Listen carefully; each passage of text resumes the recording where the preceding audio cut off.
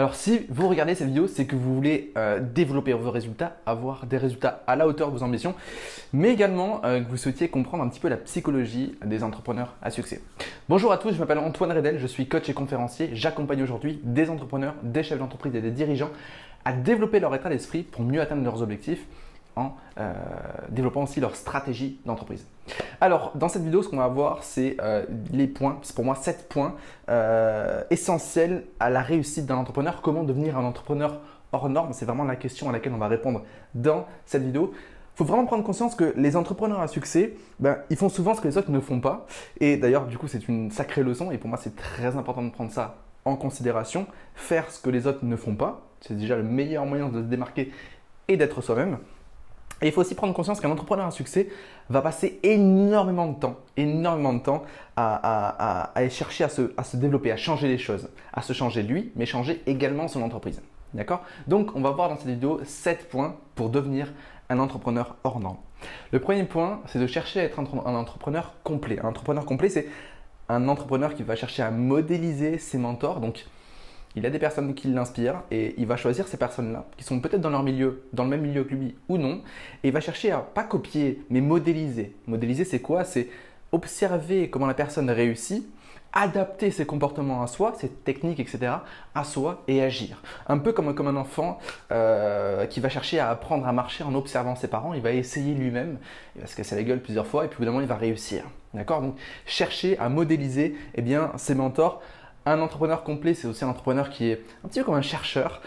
Il va passer énormément de temps à se former sur son expertise, sur lui-même, mais aussi culturellement au niveau du business. D'accord? Donc, toujours chercher de nouvelles solutions pour son entreprise, pour soi et pour d'autres choses. Mais vraiment être cet entrepreneur chercheur, tout le temps chercher la petite pépite. D'accord? Donc, c'est très important. Un entrepreneur complet, c'est aussi un entrepreneur qui est déterminé. Il a un objectif, il y croit, il connaît ses ressources, il sait qu'il peut y aller et donc forcément, tout est possible.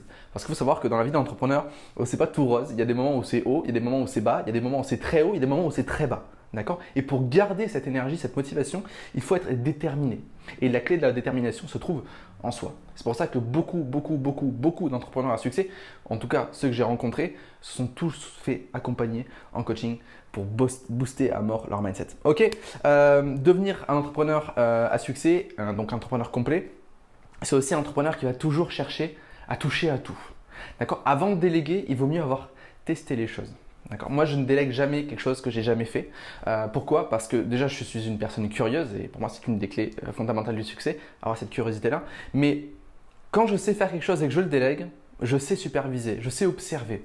D'accord? Et je sais comment accompagner la personne, lui donner des suggestions qui sont réalistes. D'accord? En tout cas, moi, je ne recommande pas de sous-traiter ou alors de déléguer des choses qu'on ne sait pas faire nous-mêmes parce qu'on peut se faire avoir, parce que ça peut prendre plus de temps que prévu, mais surtout, on peut avoir un regard intéressant aussi pour son prestataire. Ok? Deuxième point qui est très important, c'est que quand on veut devenir un entrepreneur hors norme, il ne faut pas se lancer dans l'entrepreneuriat pour l'argent. Et pour ça, il y a une raison très simple, c'est qu'au début, vous n'allez pas gagner d'argent. Au début, ça va être très compliqué. Au début, il va y avoir plein d'embûches. Et si vous voulez entreprendre pour l'argent, vous allez laisser tomber assez rapidement. D'accord? Il faut entreprendre pour quelque chose de beaucoup plus grand que ça. Une contribution, un impact qu'on souhaite avoir sur Terre, sur ses clients, etc. Si vous le faites pour l'argent, vous n'avez pas compris, il faut recommencer quelque chose à zéro. Ok, donc attention. Et puis de toute façon, l'argent, c'est toujours ce qu'on veut avoir derrière qui est important. L'argent, ça sert à rien en soi. C'est juste un moyen de… C'est juste un entre-deux. Ce que vous voulez, c'est ce que vous voulez avoir avec l'argent. D'accord? Donc intéressez-vous plus à ça plutôt qu'à l'argent en elle-même. Et voilà. Et si jamais vous le faites que pareillement pour ce qu'il y a derrière l'argent, attention, prenez conscience qu'une entreprise, ça prend 2-3 ans à décoller. Et si vous n'êtes pas prêt à attendre 2-3 ans que votre entreprise décolle, laissez tomber, ça sert à rien. D'accord? Donc, ne pas faire des choses pour l'argent. Troisième point pour un entrepreneur à succès, avoir une gigantesque connaissance de soi, c'est extrêmement important. Souvent, le discours qu'on va avoir, c'est « Ah, j'aimerais bien avoir plus de clients. Ah, j'aimerais bien avoir plus d'argent. Comme ça, je pourrais faire ce que je veux et je serai libre. » En fait, il faut inverser un petit peu ce schéma de pensée et toujours se dire « Qui est-ce que je dois être pour faire ce que je dois faire et enfin avoir ce que je veux avoir ?» Il faut vraiment inverser ce schéma-là. C'est très important. À chaque fois que j'ai passé des paliers dans mon entreprise, à chaque fois que j'ai trouvé des solutions sorties d'une crise, c'est quand j'ai cherché les ressources en moi-même. Et j'hésite pas à investir sur moi dans du coaching pour passer des paliers. Et je me rends compte à chaque fois que la réponse, elle est à l'intérieur et pas à l'extérieur. Si je me connais, je connais mes valeurs, je connais mes talents, je connais mes faiblesses, je connais mon pourquoi, je connais mon identité. Et tout ça va m'aider à prendre des décisions, tout ça va m'aider à être focus, apprendre à dire non, apprendre à s'affirmer, etc. Donc c'est extrêmement important. La connaissance de soi, pour moi, c'est la base de la réussite. Il y a tout un tas d'entrepreneurs qui se lancent dans le marketing, dans la stratégie, dans les visions, les objectifs, et ils s'étonnent de ne pas y arriver. Bah, c'est très simple, c'est que leur stratégie, leur vision, leurs objectifs ne leur ressemblent pas. Ils ont été inspirés par leur mentor sans modéliser. Modélisation grâce à la connaissance de soi, c'est ce qu'on a vu tout à l'heure. Ok. Quatrième point pour développer, devenir un entrepreneur à succès, un entrepreneur hors norme, c'est vraiment prendre conscience de sa responsabilité. D'accord? Nous sommes responsables, vous êtes responsable des résultats que vous avez au quotidien.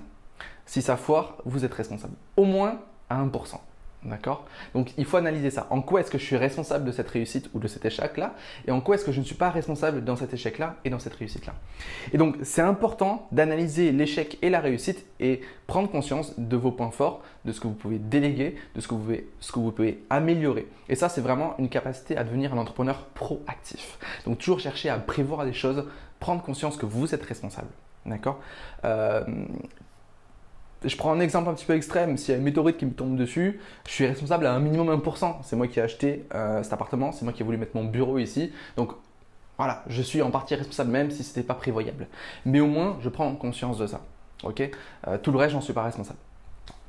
Mon entreprise vit un échec. En quoi est-ce que je suis responsable de cet échec-là? Ok, j'ai mal prévu les choses. J'ai pas eu un bon tableau de bord. Donc j'ai pas vu le trou de trésorerie arriver. Ok, et en quoi est-ce que je suis pas responsable? Bah, il y a eu une crise économique, une crise sanitaire qui a créé une baisse des demandes. Ok, donc maintenant, qu'est-ce que je vais faire? C'est que je vais mieux analyser les futures crises, les prévoir, d'avoir des plans de crise, mais je vais aussi mettre l'accent sur des tableaux de bord, des suivis, etc. pour prévoir les bénéfices, les charges, etc. Ok, donc on peut toujours trouver des solutions quand on se positionne dans la partie responsable, pas victime. Oui, mais c'est pas ma faute. Oui, mais tu comprends les clients. Oui, mais tu comprends non. Ça, c'est un discours de victime, c'est un discours où on baisse sa pleine puissance et donc forcément, on n'est pas un entrepreneur hors norme. Ok. Cinquième point, être obsessif sur sa mission de vie, c'est extrêmement important. Si tu regardes Elon Musk, il est obsessif par rapport à sa mission de vie. Il veut changer le monde, il veut coloniser Mars et ça, c'est quelque chose qui l'anime fortement, qui le font devenir obsessif, qui le font prendre des décisions grandes, fortes. Donc forcément, il passe des paliers et il mène. Il crée un engouement autour de ce message-là. Il y a des gens qui l'admirent par rapport à ça. Donc, c'est extrêmement important. Je t'invite à trouver ta mission de vie. Ça passe que par la connaissance de soi. Moi, j'accompagne mes clients pendant à peu près 2 mois pour trouver sa mission de vie. Ça prend du temps. Mais derrière, quand on trouve ça et qu'on devient obsessif, on est ce qu'on appelle un entrepreneur inarrêtable. Tout est possible. Ok, donc c'est très très important. Sixième point, savoir s'entourer, c'est extrêmement important. Vous pouvez avoir le meilleur mindset du monde, vous pouvez avoir le meilleur marketing du monde, les meilleures stratégies du monde. Si vous êtes tout seul, ça ne sert pas forcément à grand chose. Donc c'est extrêmement important de chercher à maîtriser les relations humaines pour apprendre à bien s'entourer d'entrepreneurs positifs, bienveillants qui vous portent vers le haut.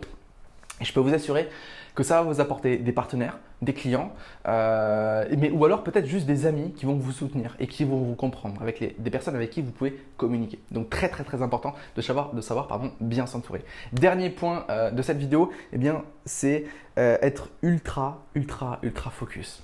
Okay. Une des meilleures stratégies de croissance que je peux vous proposer par rapport à ça, c'est de trouver un produit phare dans votre entreprise, de trouver vraiment ce que vous kiffez vendre, ce que vous kiffez transmettre et vous décidez de ne vendre ça que pendant 1 an. À fond, focus pendant 1 an au lieu de développer 36 000 produits différents.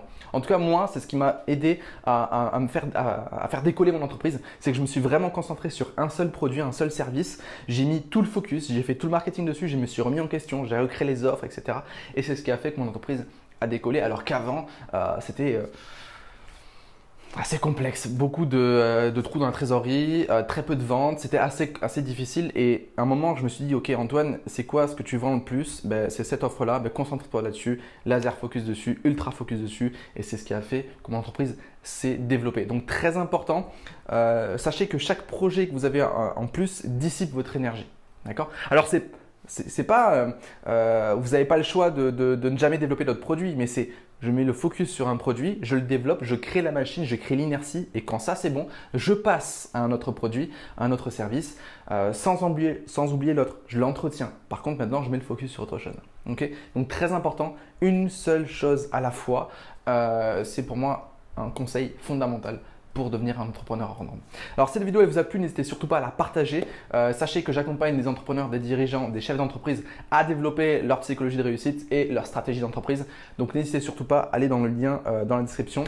Vous pouvez prendre rendez-vous avec moi au téléphone, on voit ce qu'on peut faire ensemble. Sinon, il y a l'accès à l'incubateur qui n'est pas forcément ouvert, mais vous pouvez vous inscrire sur la liste d'attente. Donc l'incubateur Mindset Entrepreneur, c'est un incubateur pour lancer les nouveaux entrepreneurs dans un mindset d'entrepreneur global. C'est un accompagnement sur 6 mois en groupe. Donc n'hésitez surtout pas, partagez-moi ça, dites-moi en commentaire ce que vous en avez pensé. Je vous dis à très bientôt dans la prochaine vidéo.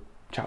Si tu veux découvrir ce qui fait la différence entre les entrepreneurs à succès et les entrepreneurs bricoleurs, je t'invite à cliquer sur le lien dans la description. J'ai mis à disposition une vidéo des 7 secrets des entrepreneurs à succès. Donc, regarde cette vidéo, intègre chacun de ces principes-là et je peux t'assurer que ça fera une énorme différence sur ton parcours entrepreneurial. A tout de suite dans la vidéo, lien juste dans la description.